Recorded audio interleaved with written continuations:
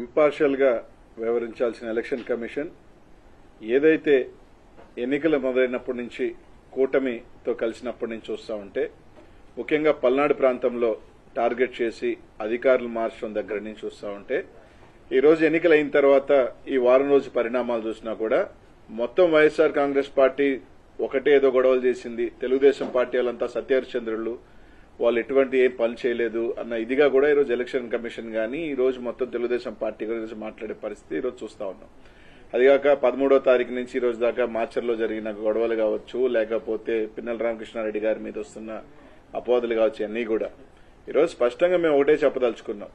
ఈ రోజు ఏదైతే ఎన్నికలు మొదలైనప్పటి నుంచి ప్రత్యేకంగా ముఖ్యంగా పల్నాడు ప్రాంతాన్ని టార్గెట్ చేయడంలో కానీ ముఖ్యంగా దాంట్లో మాచర్ల నియోజకవర్గానికి సంబంధించి ఎన్నికలు ఇంకొక 3 రోజులు ఉండగానే అధికారులంతా ఒకటొకటిని మార్చడం, ఎస్ఐల్ని సీఐల్ని మార్చడం, సీఐలు కూడా వాళ్ళ సామాజిక వర్గానికి సంబంధించి సీఐలు తీసుకురావటం ఇవన్నీ కూడా చూడటం జరిగింది.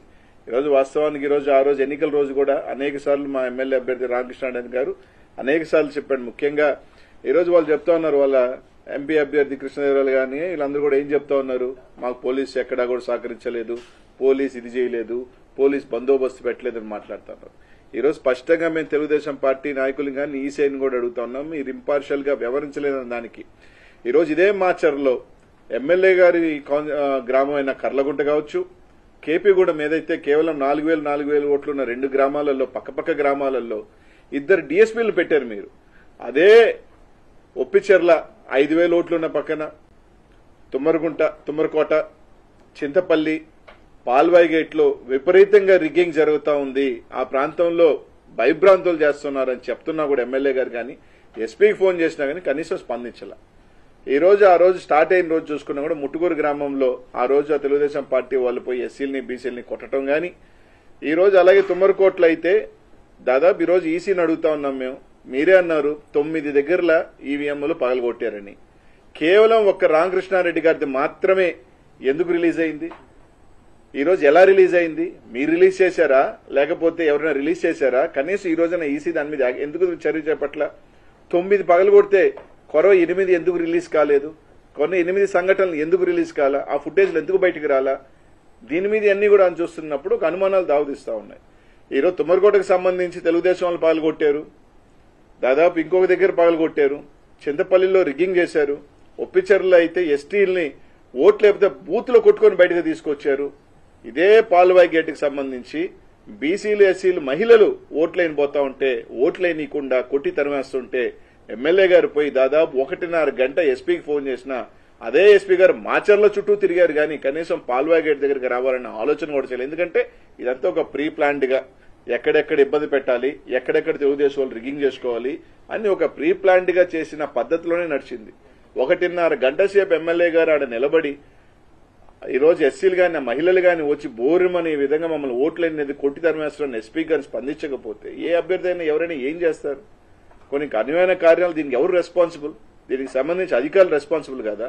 ఎలక్షన్ కమిషన్ కి ఈ ప్రాంతాల్లో ఒకసారి 7 బూతుల దగ్గర పగలగొట్టేస్తే రీపోలింగ్ ఎందుకు పెట్టలేదు?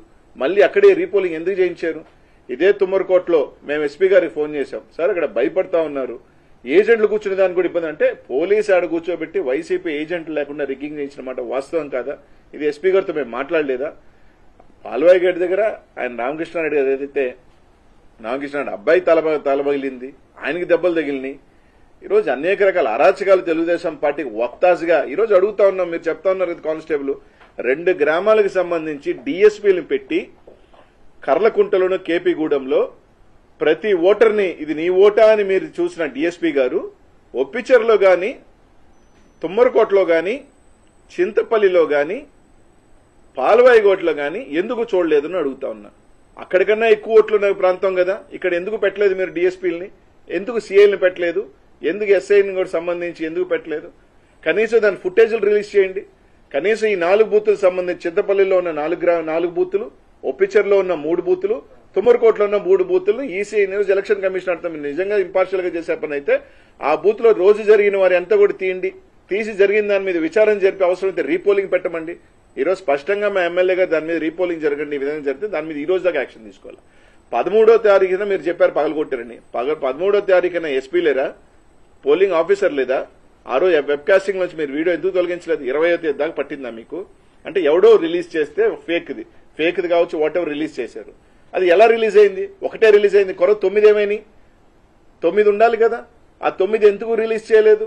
అంటే వైఎస్ఆర్సీపీఏ గొడవలు చేసింది అనేది ఒక బ్లూ ప్రింట్ ఇవ్వాలన్న క్రమంలో తెలుగుదేశం పార్టీని కాపాడుతున్న మాట వాస్తవం కాదా? ఈరోజు ఎలక్షన్ కమిషన్ ఈరోజు దాదాపు అదే కారంపూడిలో ఎన్నికలైపోయిన తర్వాత పోతురాజుగుంటలో బుడగజంగాల మీద, పేదల బుడగజంగాల ఇళ్ల మీద దాడి చేసి టీవీలతో సహా ఎత్తుకోపోయిన సంఘటనలు వాస్తవం కదా. ఇవన్నీ ఎందుకు ఇది చేయట్లేదు? ఈరోజు కేవలం మేము అడుగుతా ఉన్నాం, ఈ 4 గ్రామాలకు సంబంధించి మీరు ఫుటేజ్ రిలీజ్ చేయండి. ఒప్పిచర్ల కావచ్చు, చింతపల్లి కావచ్చు, తుమ్మరకోట కావచ్చు, పాల్వాయి గేటుకు సంబంధించి ఏదైతే మీరు చెప్తున్నారు ఎమ్మెల్యే గారు పగలగొట్టారని చెప్తున్నది కాకుండా కొరవ దగ్గర పగలగొట్టిన ఈవీఎంలన్నీ పగలగొట్టిన అన్ని ఫుటేజీలు రిలీజ్ చేయండి. ఆ రోజు పోలింగ్ జరిగిన సరళి కూడా మీరు రిలీజ్ చేయండి. ఖచ్చితంగా దాంట్లో రిగ్గింగ్ జరిగిన మాట వాస్తవం కదా, పోలీసు అండదండలతో జరిగిన మాట వాస్తవం కదా అని అడుగుతా ఉన్నా. ఇదే ఎమ్మెల్యే గ్రామంలో ఒక డీఎస్పీ గారు జగదీష్ గారిని పొద్దున్నీ సాయంకాలం దాకా పెట్టారే, కేపీగూడెంలో పెట్టి ప్రతి ఓటర్ని ఇది నువ్వు కరెక్ట్ ఓటరా అని చెప్పి వెరిఫై చేశారే.